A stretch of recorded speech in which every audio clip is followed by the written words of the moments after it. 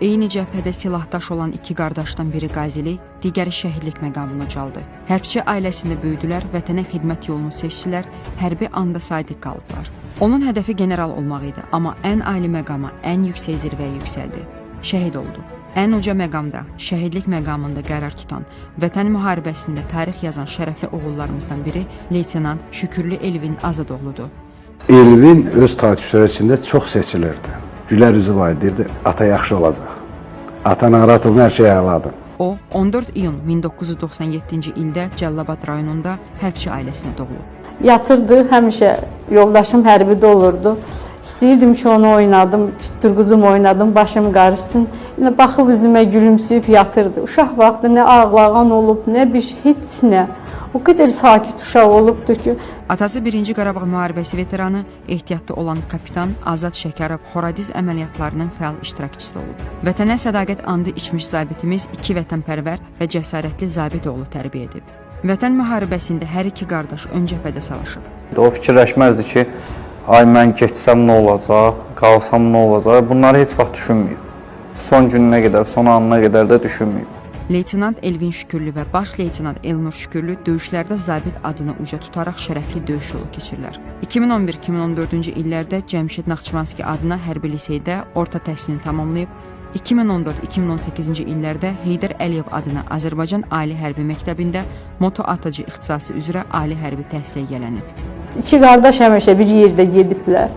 İkisi də eyni smendə oxuyublar, ikisi gedildilər, ikisi gəlirlər. O qədər sakit uşaq idi ki, heç vaxt ondan heç bir dəfə də olsun şikayət almamışam ki, kimsə şikayət eləsin.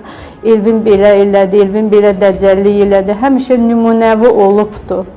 Leytenant hərbi rütbəsi ilə xidmətə başlayan Elvin, Daşkəsəndə yerləşən en saylı hərbi hissədə taqım komandiri kimi xidmət edir. Axırıncı səfər danışığımız sentyabr ayının 26-sında oldu Elvinlə. Müəyyən tapşırıqları aldıqdan sonra bir-birimizlə əlaqə saxladıq.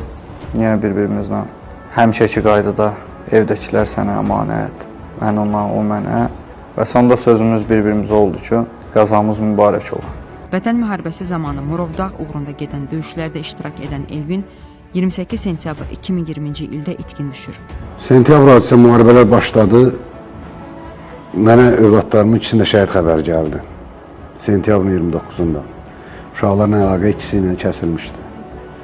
Getdim Kürdəmir istiqamətində idim. Zəng gəldi ki, səni komissarlıqdan çağırırlar. Yoldaşımla yanımda dedilər ki, uşaqlar yaralanıb, ikisi də hospitaldadır.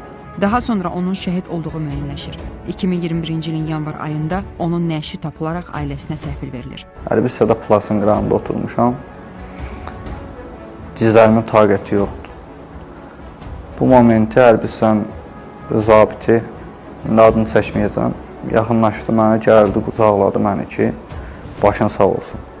Qardaşımın postuna getmişdim, qardaşımın yerinə bayraq sərmişdilər. 21 axşam getdim, səhər-səhər gəldilər, cənazəni götürdük karantin vaxtı. 21-ci ilin yanvar ayının 22-si. Götürdüm, apardım Cəllabada ki, orada xudahafizləşim, gətirim burada dəfn edin. Əm dostu deyirəm, mən sizlərdən necə deyirlərsə, o qədər o sevimli uşaq idi. Əm dostu gəldi, əlin tabuta vuran divrəyə partladı. Məclis 1 idi, 2 oldu.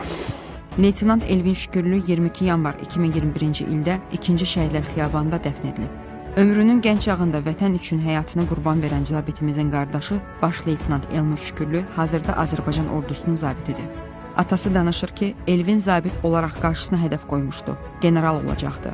O, xidmətindən qürur duyurdu, heç zaman yorulmurdu, tabeliyində olan əskərlərinə böyük qardaşı idi.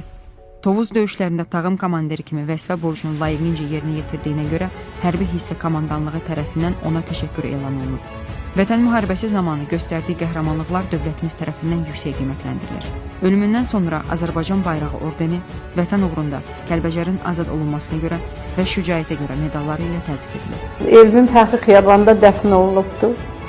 Mən öləndə belə evladımla məzarlarımız eyni olmayacaqdı, yanaşı olmayacaq.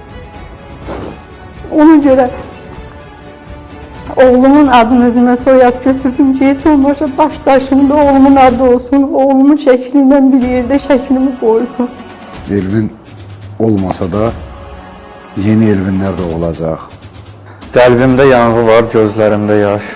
Yoxluğun sındırır belimi qardaş. Sən demə həyatım səndən ibarət. Sənsizlik acıdan acıdır qardaş. Almısan cənnətin ən gözəl yerin, cəhənnəm olubdur bu dünya qardaş. Biçarə qardaşım vaxtsız qocaldı. Aldın gəncliyimi, apardın qardaş.